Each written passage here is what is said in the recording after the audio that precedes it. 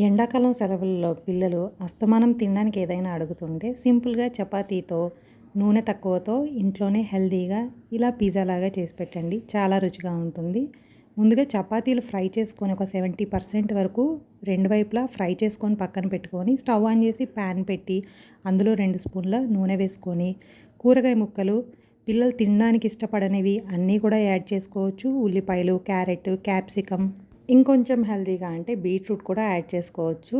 ఇలా కూరగాయ ముక్కలన్నీ వేసుకొని, రుచికి సరిపడా ఉప్పు వేసుకొని, మూత పెట్టి 70% వెజిటబుల్స్ అంతా బాయిల్ అయిన తర్వాత రుచికి సరిపడా కారము, హాఫ్ స్పూన్ చాట్ మసాలా, పసుపు, స్ప్రింగ్ ఆనియన్ ఉడికించి పక్కన పెట్టుకున్న బంగాళదుంప ముక్కలు బాగా మ్యాష్ చేసేసి, మొత్తం కూడా కాస్త ముద్దలా పేస్ట్‌లా అయ్యేంత వరకు మూత పెట్టేసి పొటాటో మ్యాష్ అయ్యి వెజిటేబుల్ మొత్తం చక్కగా బాయిల్ అయ్యేంత వరకు ఉడికించుకోవాలి. ఇక ఫైనల్‌గా కొత్తిమీర గార్నిష్ చేసుకొని రెడీ అయిపోయింది. ఇక మనం ఫ్రై చేసుకున్న చపాతీలు గానీ, ఉదయం మిగిలిపోయినవైనా, రాత్రి మిగిలిపోయినవైనా చపాతీలని ఇలా ఒక చపాతీ పెట్టుకొని, అందులో మనం రెడీ చేసి పెట్టుకున్న కూర అంతా కూడా ఫిల్ చేసుకొని, స్టఫింగ్ లాగా పెట్టుకొని, దానిపైన ఇంకో చపాతీ పెట్టేసి, పాన్ పెట్టేసి, ఒక స్పూన్ నెయ్యి వేసేసుకొని చపాతీని కింద సైడ్ మాత్రం కాల్చుకోవాలి. తర్వాత ఫ్లిప్ చేసి పైన సైడ్ ఆల్రెడీ చక్కగా 100% పర్ఫెక్ట్‌గా రోస్ట్ అయిన చపాతీ వచ్చేస్తుంది కాబట్టి దాని మీద కొంచెం